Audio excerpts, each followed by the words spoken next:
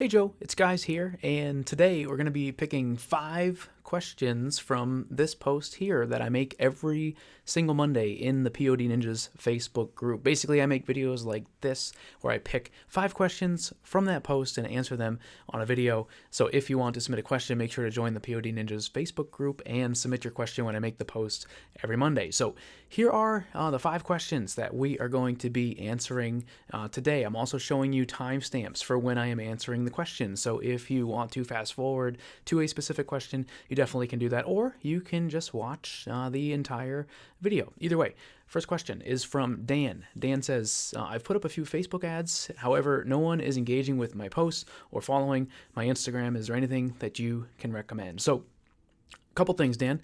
One, I'm not sure what your goal is, right? Are you running any sort of campaign where you're trying to get people to like your page? Because you, inside of Facebook ads, like in the ads manager, you can run ads that are designed to get people to like your page. They're called page like ads. They're under the engagement objective. And then you select page likes as what you're going for, right? If that's what you're going for and you're not getting likes, honestly, I wouldn't run ads to try to get likes, okay?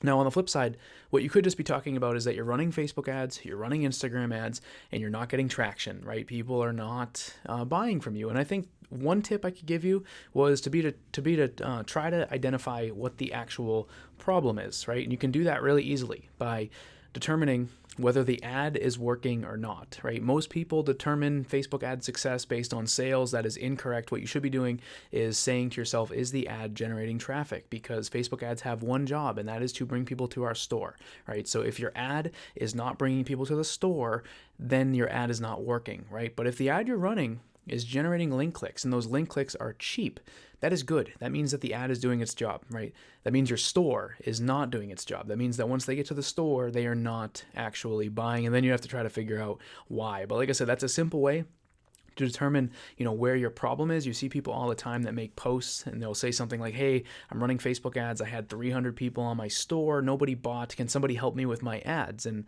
honestly, the ad's not the problem, right? Your ad worked. They brought a whole bunch of people to the store. So again, I'm not sure what your actual problem is or what type of campaign you're running, but those are just some tips that you might want to consider. Next question is from Steven. He has a question about return policies. He says, what is the wisest return/exchange policy to keep customers satisfied? Now, obviously, to keep them satisfied, if you wanted to go, as high up as you can, right? Like the most satisfaction, you would take returns for anything, right? You would say, guaranteed, you don't like the product, send it back, right?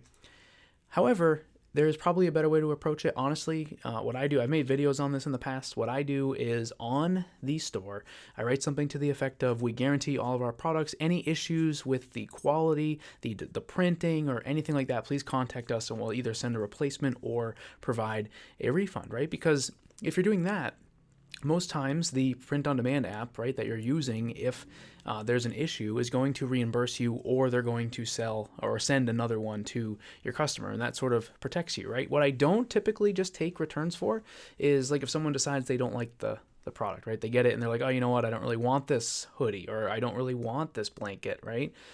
On my return policy, I write something to the effect of, we are an on-demand business model, meaning nothing is produced until you actually order it. And for that reason, we do not accept buyer's remorse type returns. If you have any issues with quality of the product or any issues such as a defect, please contact us and we'll make it right. Now, obviously, there could be times where someone is going to argue that, and sometimes it might be in your best interest to just refund them. But at least on your store, that's what you can write, right? Honestly, don't overthink the return policy stuff too much. In terms of Printful handling the returns, you are the business owner, you handle the returns. Nobody is sending anything to Printful, no one is sending anything to Printify or Subliminator or T-Launch or Shine-On or whatever print-on-demand app you're using. You are the business owner, you handle the returns. If someone wants to send something back, they're sending it to you. Now, if you need to issue them a replacement because of quality, that's when you would get with your print-on-demand app, let them know what happened, let them know that there's an issue with the quality and they need to send another one to your customer. Next question is from Paul. He's asking if I ever launch ads on a particular day of the week. So honestly, no. I used to, but I don't. I think for me, a bigger thing is to schedule the ads for the next day, meaning if I'm setting up an ad today, I'll schedule it to start running at like 6 a.m. the next day in my time zone. So I don't know why I do that. I just do. I honestly don't think that it matters. I don't think that there's a certain optimization that's going to make or break your ad, right? If you have a good product and a good store, it doesn't matter when you're launching the ad. Obviously, if it's a holiday or something like that, you might want to not launch an ad on a holiday, because odds are people are not going to be really in a position. They'll be at a holiday party or something like that. They won't be in a position to actually purchase from you. But any day of the week is probably fine. Next question is from Jay, Brandon J. He says, is there a really big impact in setting products as whole numbers? Example, $30 or $29.99. Some research says customers are attracted to the 99. I do that. I do 97 a lot. I've done 96. I've done 95. I think people are used to seeing that, right? A lot of the stores that you go to, you mentioned it in your question, a lot of the stores do that, so I think you should as well. I think it's just what we're used to seeing as consumers, right? I think if you're doing whole numbers, you might look a little bit weird, right? The only place that really does whole numbers, actually I can't even think of anything, but yeah, for the most part, I would do the decimal points, 97, 99, something like that. Even 49, right? That's another option you could do, right? Like you could do 29.49, right? Or something like that. Or even just random numbers I've seen work well too, like 28.37 or something like that, and then it really looks like it's an actual sale, right? Like if you take 15% off and calculate what the price would be, and it would be a random number, it would really feel like it's an actual sale. So yes, I would do this. Last question is actually a 3-part question, which I'm going to try to do my best to summarize from Polkit.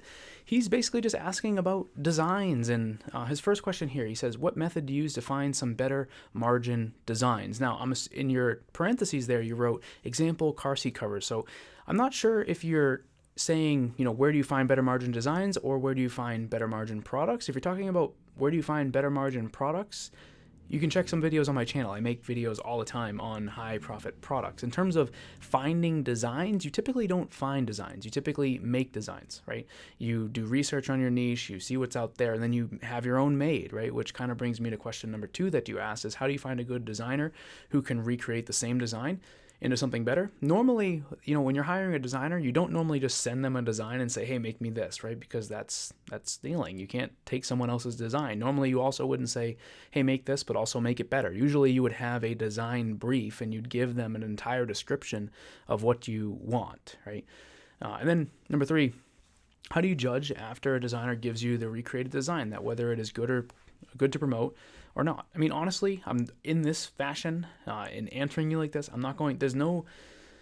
there's no specific science here, right? I think the biggest thing with a design is it has to be recognizable to your niche, right? When someone in the niche scrolls by it, they have to know it's for them. They have to know that it's a niche design for them. Now, obviously, you're going to want to pay attention to things like colors, right? Make sure that colors don't clash with each other. Make sure that any text that you have is spelled correctly and that is legible, right? You want to make sure that the design looks nice to the eye, right? That's basically, in short, what I would recommend.